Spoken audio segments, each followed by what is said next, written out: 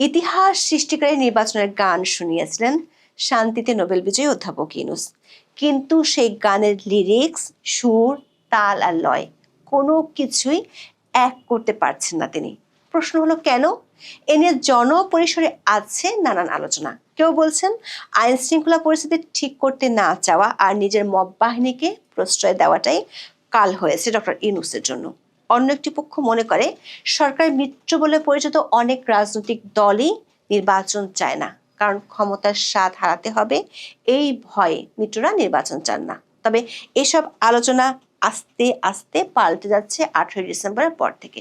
18 December এক রাতে দুটি গণমাধ্যম ছায়ানট সহ একাধিক প্রতিষ্ঠানে হামলা, অগ্নিসংযোগ, ভারতীয় দূতাবাসে হামলার চেষ্টা, ময়মনসিংহে এক হিন্দু যুবককে পিটিয়ে ও পুড়িয়ে মারার ঘটনার পর সরকারের পক্ষের লোকজনের মুখেই শোনা যাচ্ছে নতুন কথা। তারা প্রকাশ্যে এসব মব সন্ত্রাসের জন্য সরকার একটি পক্ষ কিংবা গোটা সরকারকে দায়ী করছেন। সরকার মিত্রদের এমন অভিযোগের পর মিলিয়ন ডলারের প্রশ্ন হলো, সরকারের ভিতরে থাকা এই একটি পক্ষ কারা, যাদের মদদে এমন ভয়াবহ মব সন্ত্রাস হয়েছে? দর্শক, এর মধ্য দিয়ে 5 মাস আগে আলোচনায় আসা সরকারের ভিতরে থাকা আরেক সরকারের বিষয়টি আবারও আলোচনায় উঠে এলো।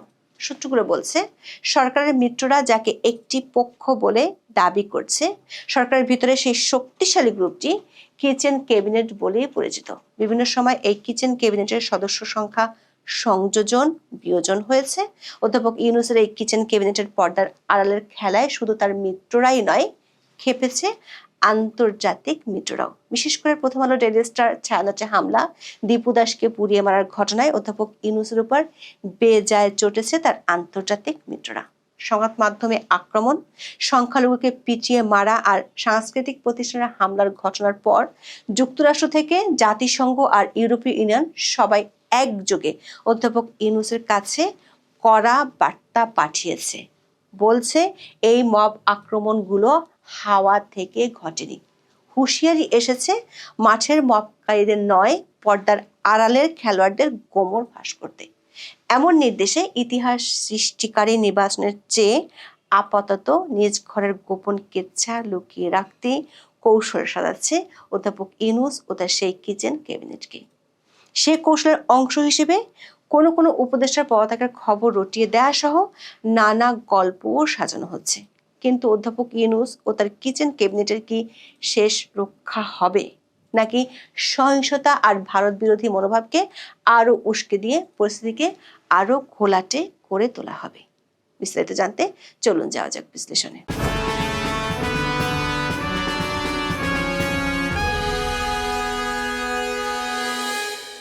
গত 18 ডিসেম্বর ইনকিলাব মঞ্চের মুখপাত্র ওসমান হাদির মৃত্যুর খবর ঘোষণার পরই শুরু হয়ে যায় তাণ্ডব। ওই রাতে দেশের দুটি সংবাদপত্র ডেইলি স্টার ও প্রথম আলো কার্যালয়ে যখন দুর্বৃত্তরা আগুন দেয়, তখনও পত্রিকা দুটির ভেতরে অনেক কর্মী কাজ করছিলেন। এর মধ্যে ডেইলি স্টার ভবনে দেওয়া আগুন ছিল ভয়াবহ। কর্মীরা প্রাণ বাঁচাতে ভবনের ছাদে চলে যান, কিন্তু সেখানেও প্রচন্ড ধোঁয়ায় তাদের জীবন বিপন্ন হয়ে পড়েছিল। নিঃশ্বাস নিতে তাদের কষ্ট হচ্ছে, আমরা মরে যাচ্ছি, এরকম কথাও ওই সময় ডেইলি স্টারের কর্মীরা সোশ্যাল মিডিয়ায় লিখে বাঁচার আকুতি জানিয়েছিল। হামলা চালিয়ে আগুন দেওয়া হয় দেশের সংস্কৃতির প্রাণের প্রতিষ্ঠান ছায়ানটে। চট্টগ্রাম ও রাজশাহীতে ভারতীয় হাইকমিশনে হামলার চেষ্টা হয়। ভয়াবহ নৃশংস ঘটনাটি ঘটে ময়মনসিংহে। হিন্দু যুবক দীপু দাসকে জীবন্ত পিটিয়ে পুড়িয়ে মারা হয়। ওই রাতে ভয়াবহ এই তাণ্ডব লীলার মধ্যে সরকার ও প্রশাসনের নীরব বাঁশি বাজানোর ভূমিকা ছিল সবচেয়ে দৃষ্টিকটু। সরকারের মিত্ররা সরাসরি বলছেন এই হামলাগুলো ছিল পুরোপুরি পরিকল্পিত আর এতে ছিল সরকার একটি অংশের সংশ্লিষ্টতা। দৈনিক প্রথম আলো ডেইলি স্টারের উপর আক্রমণের প্রতিবাদে 22 ডিসেম্বর রাজধানীর সোনারগাঁও হোটেলে মব ভায়োলেন্সে আক্রান্ত বাংলাদেশ শীর্ষক এক প্রতিবাদ সভা অনুষ্ঠিত হয়। সেখানে এনসিপির আহ্বায়ক নাহিদ ইসলাম বোমা ফাটিয়েছেন। তিনি বলেছেন, খুব বেশি মানুষ, কয়েক হাজার মানুষ গিয়ে এটা ঘটিয়েছে এরকম না, ফলে পুরো ঘটনাটাই পরিকল্পিত ছিল।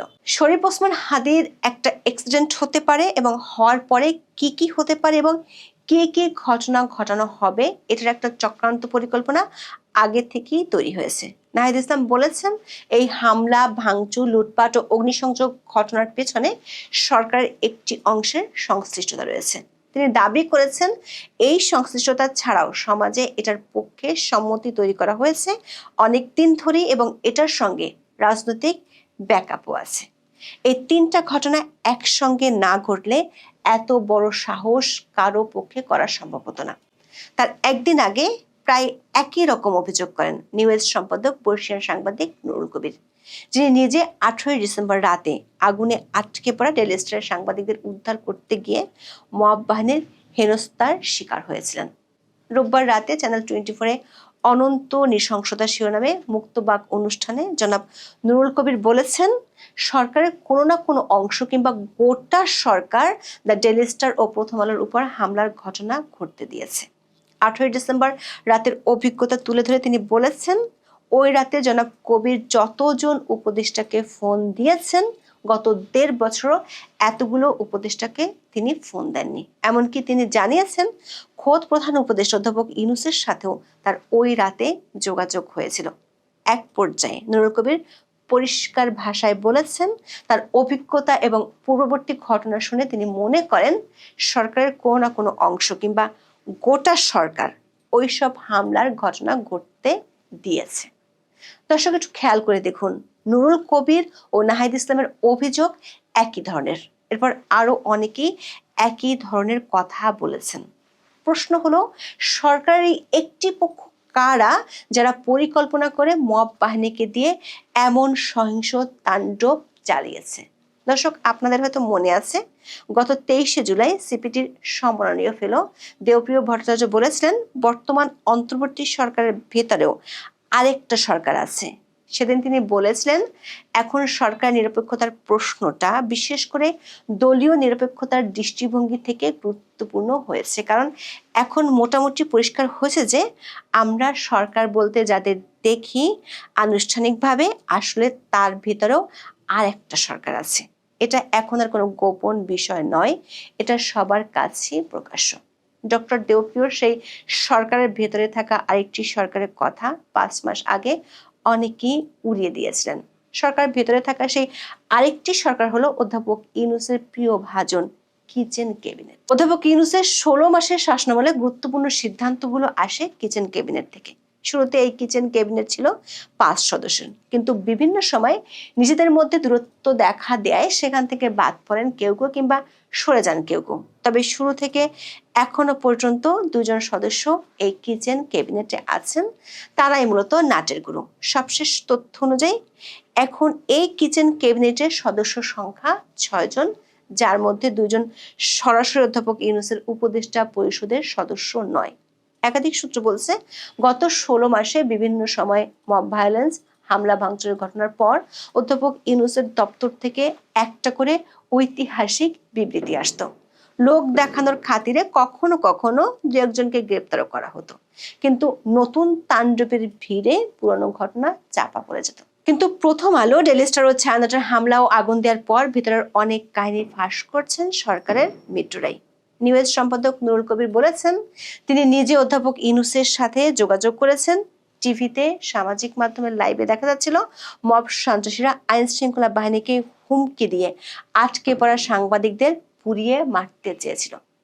প্রশ্ন উঠেছে, অধ্যাপক ইউনূস জানার পরও পরদিন 2 সম্পাদককে ফোন করেছেন, এটুকু জানি আর একটি বিবৃতি দিয়ে শুধু দায়িত্ব সারতে চেয়েছিলেন। সূত্রগুলো বলছে, 19 ডিসেম্বর থেকে ঘটনার ভয়াবহতা আর সরকারের সেই পক্ষের বিরুদ্ধে সরকারের মিত্ররা সোচ্চার হতে থাকলে বিপাকে পড়ে যমুনার দপ্তর। এত ভয়াবহ ঘটনায় মামলা দায়ের করতে লেগেছে 3 দিন। লাইভে হামলা ও ভাঙচুরের ঘটনা দেখা গেলেও আসামিদের নাম যেন এজাহারে না আসে, সে চেষ্টায় প্রাথমিকভাবে সফল সরকারের সেই পক্ষটি। প্রথম আলো, ডেইলি স্টার কিংবা ছায়ানট সবার মামলাতেই আসামি সব অজ্ঞাতনামা। সূত্রগুলো বলছে, এখনো পর্যন্ত এই 3টি ঘটনায় প্রায় 40 জনের মতো গ্রেপ্তার হয়েছে, কিন্তু নাম না থাকায় পরিকল্পনাকারী আর উস্কানিদাতারা থেকে যাবে ধরা ছোঁয়ার বাইরে। বিশেষ করে কিচেন ক্যাবিনেটের চেষ্টা ছিল ভারত বিরোধী মনোভাবের বিষয়টিকে সামনে এনে পরিস্থিতিকে অন্যদিকে ঘুরিয়ে দেয়া। এনে আন্তর্জাতিক মহল থেকে এরই মধ্যে বেশ চাপ এসে পড়েছে যমুনার তীরে। সবশেষ 23 ডিসেম্বর কড়া মন্তব্যই করেছেন অধ্যাপক ইউনূসের মিত্র বলে পরিচিত জাতিসংঘের মতামত ও মত প্রকাশের স্বাধীনতা বিষয়ক স্পেশাল রিপোর্টিয়ার আরিন খান। জাতিসংঘের মানবাধিকার বিষয়ক হাই কমিশনার দপ্তরের ওয়েবসাইটে প্রকাশিত এক সংবাদ বিজ্ঞপ্তিতে আরিন খান বলেছেন, এই মব আক্রমণগুলো হাওয়া থেকে ঘটেনি, বরং বিচারহীনতা দূর করা এবং সংবাদ মাধ্যম ও শিল্প সাহিত্যের স্বাধীনতা বজায় রাখতে অন্তর্বর্তী সরকারের ব্যর্থতার কারণেই এগুলো ঘটেছে। তিনি বলেন, গত 1 বছরে বাংলাদেশে মত প্রকাশের স্বাধীনতা, বিশেষ করে সংবাদপত্রের স্বাধীনতা রাষ্ট্রীয় ও অরাষ্ট্রীয় উভয় পক্ষের মাধ্যমে অনলাইন ও অফলাইনে ব্যাপক চাপের মুখে পড়েছে। সবচেয়ে মজার ব্যাপার হলো, গত 16 মাস ধরে মবের সময় মুখে কুলুপ আটা আর চোখ বন্ধ করে রাখা জাতিসংঘ হাই কমিশন এখন বলছে এগুলো মব আক্রমণ ছিল। দর্শক, সরকারি কিচেন ক্যাবিনেট যে গত 1.5 বছর ধরে মব বাহিনীকে প্রেসার গ্রুপ হিসেবে পেলে পুষে বড় করেছে, সেই ইঙ্গিতও বিবৃতিতে দিয়ে রেখেছেন আরিন খান। ফ্রান্স, জার্মানি, ইউরোপিয়ান ইউনিয়ন সহ যারা এতদিন অধ্যাপক ইউনূসকে সমর্থন দিয়েছিল, তারা বলছে নাটের গুরুদের ধরতে। এমনকি অধ্যাপক ইউনূসকে ফোন করেছেন ভারতে নিযুক্ত মার্কিন রাষ্ট্রদূত এবং দক্ষিণ ও মধ্য এশিয়া বিষয়ক মার্কিন বিশেষ দূত সার্জিও গোর। যদিও অধ্যাপক ইউনূসের দপ্তর থেকে বিবৃতি দিয়ে প্রচার করা হচ্ছে, টেলিফোনে গোরের কাছে মোহাম্মদ ইউনূস আগামী বছরের 12 ফেব্রুয়ারি সাধারণ নির্বাচন আয়োজনের প্রতিশ্রুতি পুনর্ব্যক্ত করেছেন।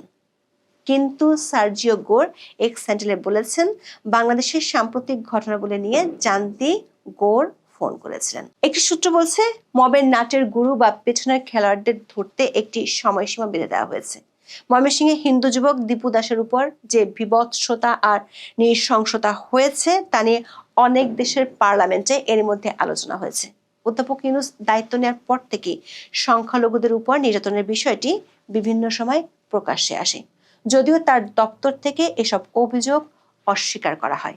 কিন্তু দীপু দাসের উপর হওয়া নৃশংস ঘটনার ভিডিও বিশ্বব্যাপী ছড়িয়ে পড়ার পর সরকারের উপর চাপ বাড়ছে। 23 ডিসেম্বর সরকারের শিক্ষা উপদেষ্টা ও সরকার সমর্থক কয়েকটি এনজিও দীপু দাসের বাড়িতে গিয়ে ড্যামেজ কন্ট্রোলের চেষ্টা করলেও এই ঘটনায় দৃশ্যমান রেজাল্ট চেয়েছে আন্তর্জাতিক কয়েকটি পক্ষ। এত বড় নৃশংস ঘটনার পরও অধ্যাপক ইউনূস কিংবা স্বরাষ্ট্র উপদেষ্টা এখনো দীপু দাসের পরিবারের কাছে না যাওয়ায় সমালোচনা আরো বাড়ছে। দর্শক, দেশীয় আন্তর্জাতিক চাপ বাড়লেও বসে নেই সরকারের সেই পক্ষটি যারা পর্দার আড়াল থেকে খেলছেন বলে অভিযোগ করেছেন সরকারের মিত্ররাই। জনপরিসরে আলোচনার মোড় অন্যদিকে ঘুরাতে ব্যস্ত তারা। সামাজিক মাধ্যমে সারাদিন ছড়িয়ে দেওয়া হয় স্বরাষ্ট্রসহ একাধিক উপদেষ্টার কপাল পুড়ছে, যদিও মন্ত্রিপরিষদ সচিব বলেছেন উপদেষ্টা পরিষদের রদবদলের কোনো খবর তার কাছে নেই। প্রশ্ন হলো, সরকারের ভিতরে থাকা সেই আরেক সরকার যেটি অধ্যাপক ইউনূসের কাছে কিচেন ক্যাবিনেট, তাকে কি আদৌ অধ্যাপক ইউনূস দমাবেন বা লাগাম টেনে ধরবেন? সেটি কি অধ্যাপক ইউনূসের পক্ষে সম্ভব? যদি সেটি না হয়, তাহলে কি প্রধান নির্বাচন কমিশনারের আশঙ্কার মতো আরো অনেক কিছু ঘটবে? প্রধান নির্বাচন commissioner AMM Nasir Uddin 23 December সকালে রাজধানীর আগারগাঁও নির্বাচন ভবনের অডিটোরিয়ামে ডিসিএসপি, বিভাগীয় কমিশনার ও আঞ্চলিক নির্বাচন কর্মকর্তাদের সঙ্গে মতবিনিময় সভায় ভয়ঙ্কর এক আশঙ্কার কথা বলেছেন। ময়মনসিংহে হিন্দু যুবক দীপু দাস হত্যার ঘটনা উল্লেখ করে তিনি বলেন, ময়মনসিংহে একজন হিন্দু যুবককে পুড়িয়ে মারা হয়েছে। এ ধরনের ঘটনা অনেক হওয়ার সম্ভাবনা রয়েছে।